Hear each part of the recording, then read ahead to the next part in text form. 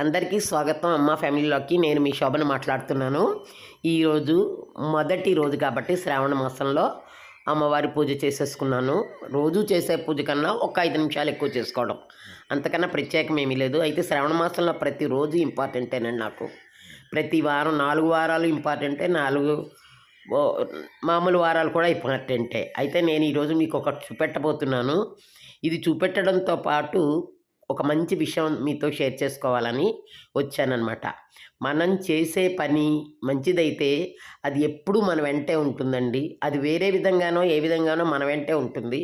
ఆ చేసిన మేలు దేవుడు మనని కాస్తాడో అని నేను అనుకుంటున్నాను. ఈ జంతర్ మంతర్ డబ్బా గురించి మీకు చెప్పబోతున్నాను. ఈ జంతర్ మంతర్ డబ్బాలో ఏముందో కూడా మీకు చెప్పబోతున్నాను. ఇంతవరకు నా ఛానల్ మొదటిసారి చూసేవారైతే ప్లీజ్ లైక్ చేయండి, షేర్ చేయండి, కామెంట్ పెట్టండి. నచ్చితే సబ్స్క్రైబ్ కూడా చెయ్యండి.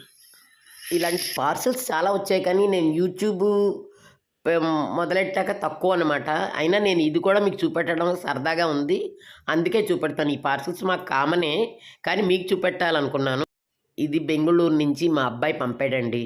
మేము చేసిన మేలుకి మాకు దేవుడు ఒక మంచి మా అబ్బాయిని వాడిలో ఉండే మానవత్వాన్ని, మంచితనాన్ని కొంచెం చక్కగా చూపెట్టుకుంటూ మాకు ప్రతి క్షణం వాడు మా తోడుంటాడనమాట.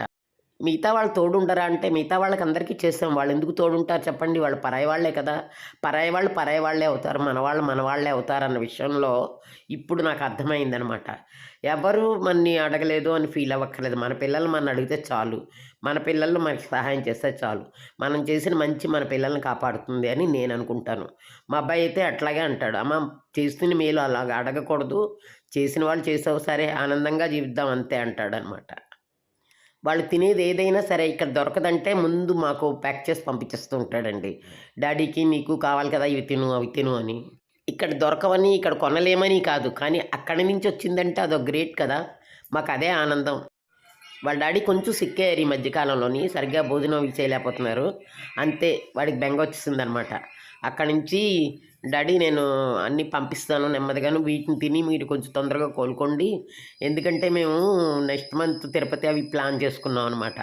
ఆ టైంకి పికప్ అయిపోవాలి మీరు, మళ్ళీ యాజ్ ఇట్ ఈజ్గా మనం వాక్ చేయడానికి వీలుగా ఉండాలి అని చెప్తే నాకే అనుభవం వచ్చిందనమాట. చిన్నపిల్లాడైనా, అంటే చిన్నాడంటే మరి మాకు చిన్నాడే కదండి, వాడు మాకు చెప్పే మాట చూస్తే మాకు ఎంత ఆనందం వేస్తుందంటే, మనం ఎవరినో అందరూ మన వాళ్ళే అనేసుకుంటాం, కానీ చివరికి మన కూడా వచ్చేది మన భర్త మన పిల్లలేనండి. ఇది అందరూ తెలుసుకోవాల్సిన సత్యం. అంటే మన కావాలనే మన భర్తను పక్కన పెట్టేసి, లేకపోతే మన పిల్లల్ని పక్కన పెట్టి అలా వాళ్ళు మంచివాళ్ళు వీళ్ళు మంచివాళ్ళు అని చాలామంది కంపేర్ చేస్తూ ఉంటారు. అది చాలా తప్పు. మన పిల్లలకన్నా గొప్పవాళ్ళు ఎవరు ఉండరు. వాళ్ళకే, మన పిల్లలకి మన హస్బెండ్కే మనం గొప్పవాళ్ళం. వాళ్ళకి మనం గొప్ప, మనకి వాళ్ళు గొప్ప, అంతే. పరాయి వాళ్ళు ఊరికే మనని ఒబ్బేసి తినడానికి చూస్తారే కానీ మనకి ఏమాత్రం హెల్ప్ చేయాలని అనుకోరు. ఎందుకు అనుకుంటారు? వాళ్ళకి వాళ్ళ ఫ్యామిలీ ఉంటుంది కదా. మనం ముందుకెళ్ళి సహాయం చేసి చక్కగా ఇస్తే ఆనందంగా తీసుకుంటారు.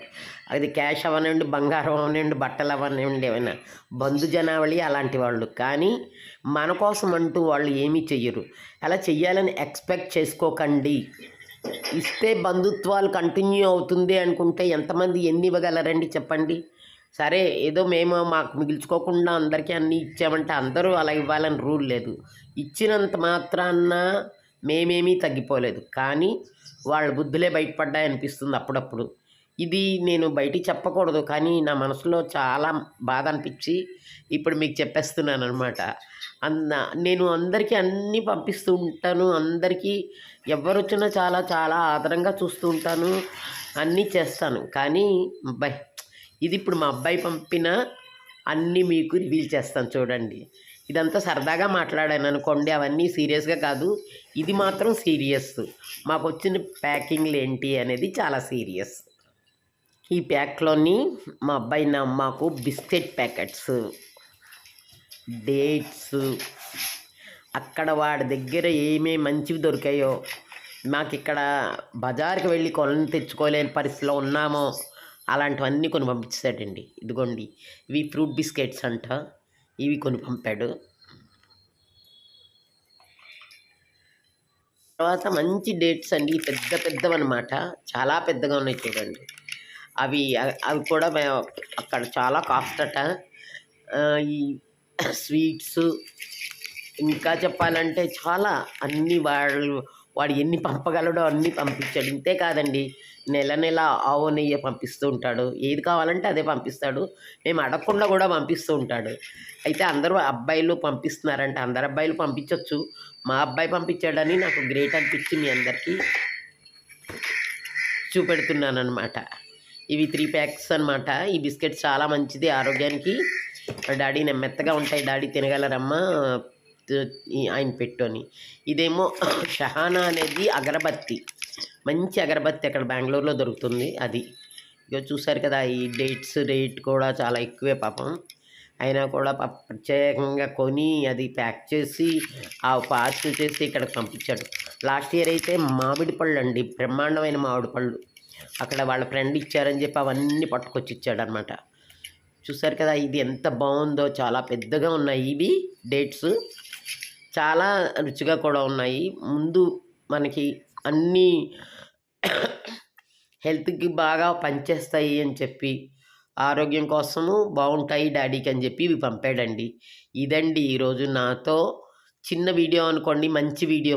మనం మంచి చేస్తే మన పిల్లలే మనకి మంచి రూపంలో మనకి ఫ్రూట్స్ తెచ్చే అబ్బాయి ఈ ఫ్రూట్స్ తెచ్చారండి. ఇవేమో డ్రాగన్ ఫ్రూట్స్ అట. మేమైతే తినలేదు, ఎప్పుడు చూస్తున్నాను కానీ నాకు ఈ కొత్త రకం మీద ప్రాక్టికల్ ఏమీ చేయబుద్ది ఇది ఆరోగ్యం మీద.